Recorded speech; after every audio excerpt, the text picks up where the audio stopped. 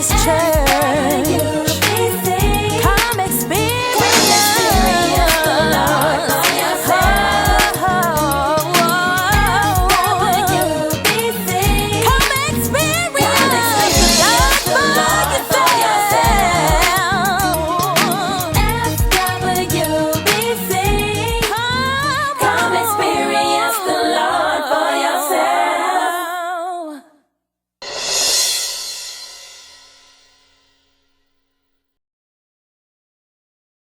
Till I give y'all what I think you're waiting on, because if I'm reading your faces correctly, you're still kind of tore up by what happened to Dred Scott. Dred Scott was done wrong, wasn't he? Dred Scott was messed over, sent back into slavery. But guess what? They sent Dred Scott back to the son of his original owner. His son, by this of the original owner, had such a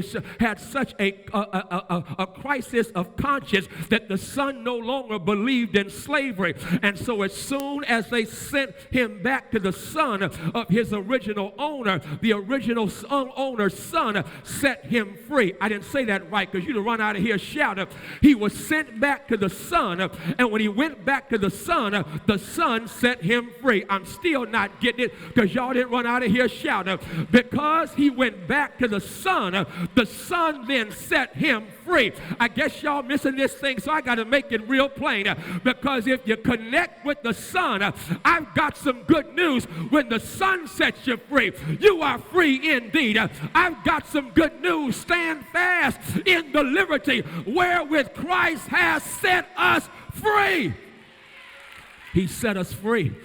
And when he sets us free, it looks like what happened with this wonder of a woman who I respect so much. Look what happens. The text says, in response to her self-determination, Jesus issued a liberation proclamation.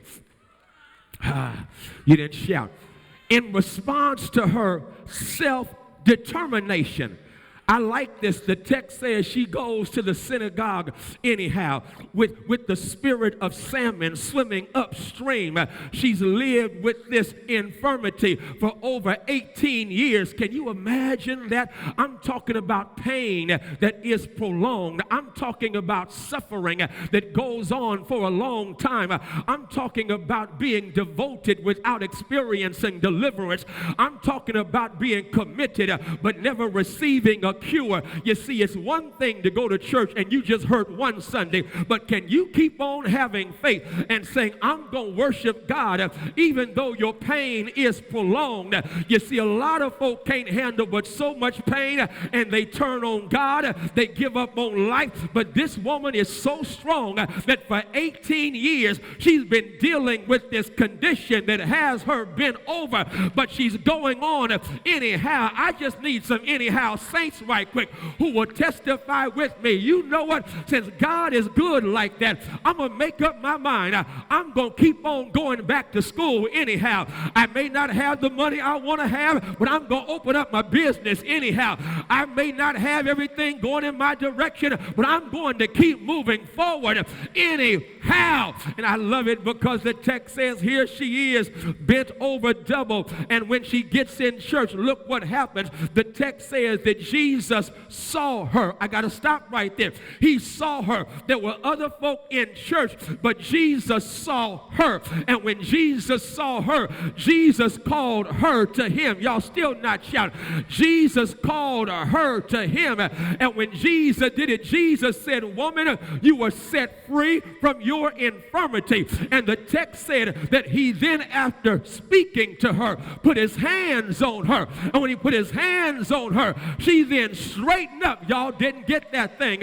You see, it's one thing to get the word, but you also need a hand.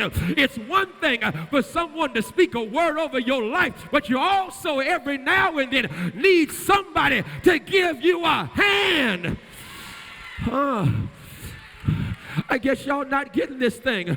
Because you know we live in this real spiritually spooky age in which people talk about speaking a word over my life, speaking a word over my life. Have you heard folks say stuff like that? I'm going to speak a word over your life. And then they leave you the same way that they found you because they don't mind speaking a word, but they don't want to extend a hand. But when you know God for yourself, you know that faith without works is dead. Bishop West Baptist Church.